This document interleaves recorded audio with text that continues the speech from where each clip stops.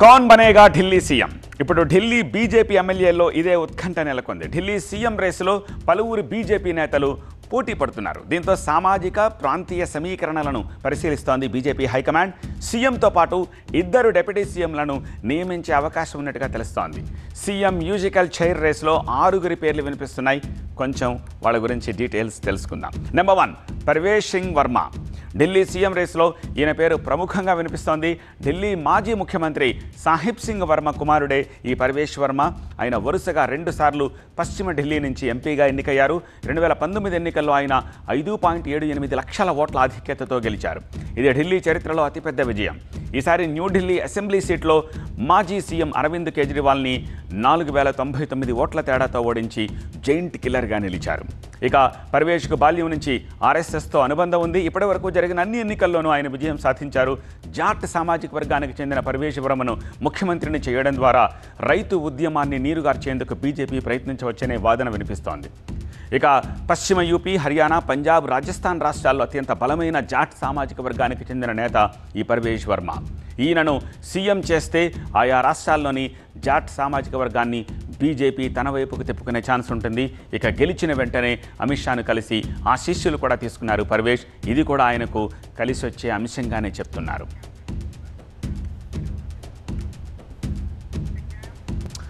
ఇక ఢిల్లీ సీఎం రేసులో వినిపిస్తూ ఉన్న 2వ పేరు సతీష్ ఉపాధ్యాయ్. ఢిల్లీ బీజేపీ ప్రెసిడెంట్గా చేసిన అనుభవం ఈయనకుంది.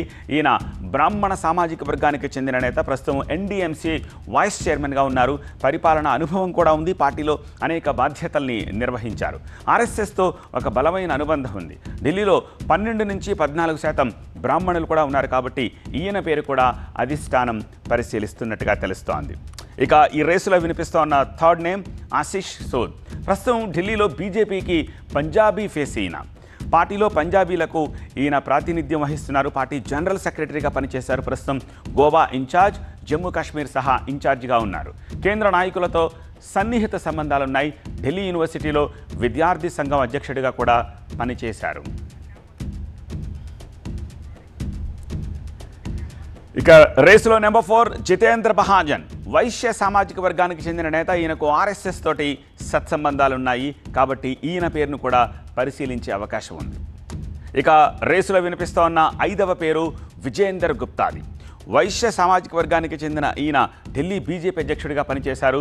గత అసెంబ్లీ ఎన్నికల్లో ఆప్ హవా ఉన్నప్పటికీ కూడా ఈయన గెలిచారు. ఇక ఢిల్లీ సీఎం రేసులో మంజీందర్ సింగ్ సిర్సా పేరు కూడా వినిపిస్తోంది. 2013-17 అసెంబ్లీ ఎన్నికల్లో శిరోమణి అకాలీ దళ్ టికెట్పై విజయం సాధించారు. తర్వాత రజౌరీ గార్డెన్ నుంచి 3వసారి ఎమ్మెల్యేగా ఎన్నికయ్యారు.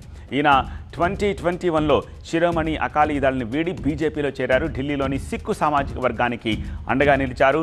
మంజీందర్ సింగ్ సిర్సాకు సీఎంగా అవకాశం ఇస్తే పంజాబ్లో పార్టీని బలోపేతం చేసేందుకు బీజేపీకి అవకాశం దక్కుతుంది అని భావిస్తున్నారు. సో ఈ 6 కాక ఇంకొక 1-2 మహిళా సీఎం కూడా రావచ్చు అన్న మాట వినిపిస్తోంది. సో వీరిలో ఎవరికి అవకాశం దక్కుతుందనేది వేచి చూడాల్సిన అంశం.